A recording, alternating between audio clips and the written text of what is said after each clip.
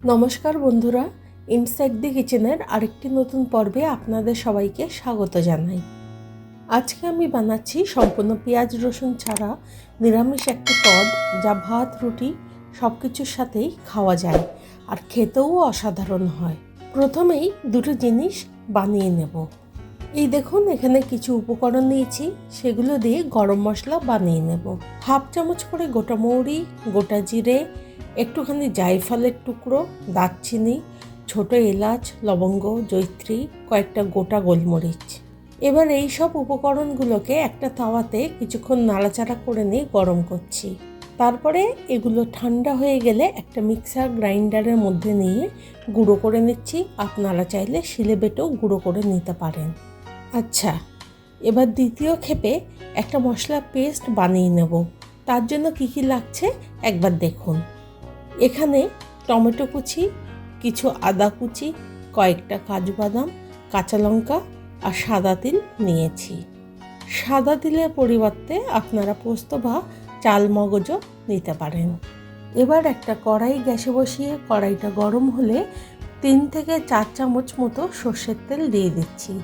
তেল গরম হলে অল্প সাদা নুন তেলে দিয়ে দিচ্ছি। পনিরগুলোকে তেলে দিয়ে 2 থেকে 3 মিনিট মতো ভেজে নিচ্ছি। আমি এখানে মালাই পনিরের ব্যবহার করেছি।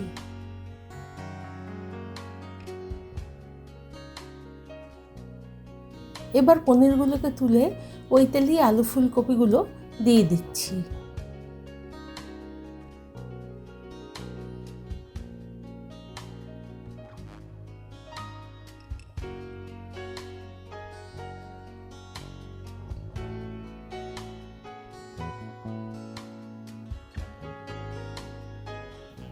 অল্প করে নুন আর হলুদ দিচ্ছি।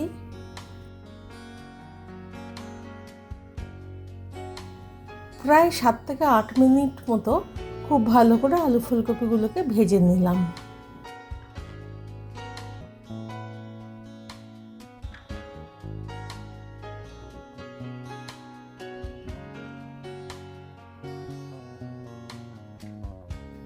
ওই তেলেই আবার একটু তেল দিয়ে দিলাম। তেল গরম হলে গোটা জিরে, তেজপাতা, এলাচ, দারচিনি, লবঙ্গ দিয়ে দিচ্ছি। 1 চামচ মতো কাশ্মীরি লাল লঙ্কার গুঁড়ো দিয়ে দিচ্ছি।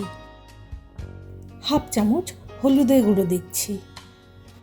তেলে লাল লঙ্কার গুঁড়ো দিলে খুব ভালো কালার আসে।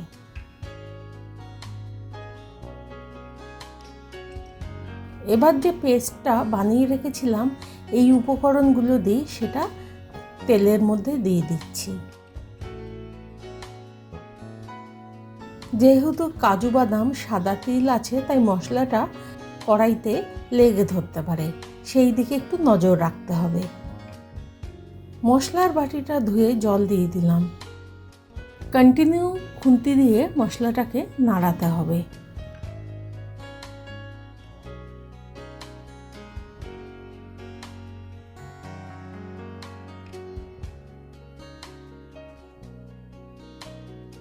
কিছুক্ষণ মশলাটা কষিয়ে নিয়ে 5 থেকে 6 মিনিট পরে আবার হাফ কাপ মতো জল দিয়ে দিচ্ছি।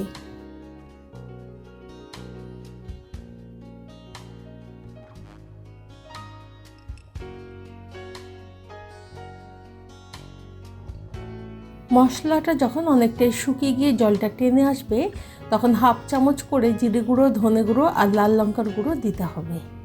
নুন দিচ্ছি 1 চামচ। গুঁড়ো মশলাগুলো দিয়ে খুব ভালো করে কষিয়ে নিচ্ছি। একটা কথা কি বলুন তো, যত বেশি সময় নিয়ে আস্তে আস্তে কষাবেন তত বেশি রান্নার স্বাদ হবে।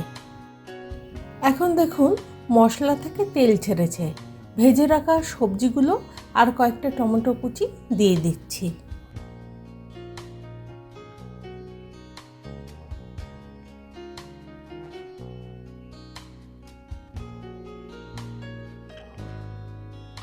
মশলাটা কষানোর পরে তেল বেরিয়ে এসেছে। মশলার সাথে সবজিগুলো নাড়াচাড়া করে খুব ভালো করে মিশিয়ে নিয়ে অল্প করে জল দিয়ে দিচ্ছি, এই হাফ কাপ মতো।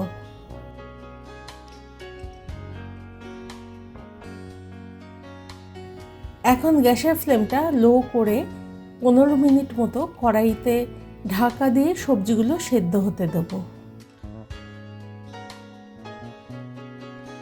15 মিনিট হয়ে গেছে, এখন ঢাকনাটা খুলে দিচ্ছি। দেখুন কত সুন্দর তেলটা উপরে ভেসে উঠেছে, রান্নাটা প্রায় হয়ে এসছে। এখন একটা আলুকে চেক করি, হ্যাঁ সেদ্ধ হয়ে গেছে। ভেজে রাখা পনিরগুলো দিয়ে দিচ্ছি। আপনারা যদি মালাই পনির ব্যবহার না করেন তাহলে সবজিগুলো যখন কড়াইতে দেবেন তখন পনিরও দিয়ে দেবেন। এখন পনিরগুলোকে দিয়ে আমি 2-3 মিনিট মতো নাড়াচাড়া করে নিচ্ছি। প্রথমে যে গরম মশলাটা বানিয়ে রেখেছিলাম সেটা 1 চামচ দিয়ে দিচ্ছি, আর 1/2 চামচ মতো শাহি গরম মশলা দিচ্ছি। 1 চামচ ঘি দিয়ে দিচ্ছি।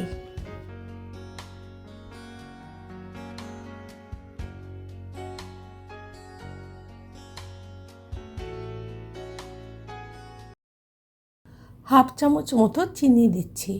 নিরামিষ তরকারি তো ভালো লাগবে। তৈরি হয়ে গেছে অনুষ্ঠান বাড়ির স্বাদে নিরামিষ তরকারি। রান্নাটা ভালো লেগে থাকলে একটা লাইক অবশ্যই দেবেন, আর ভিডিওটা প্রথম থেকে শেষ পর্যন্ত দেখার জন্য অসংখ্য ধন্যবাদ।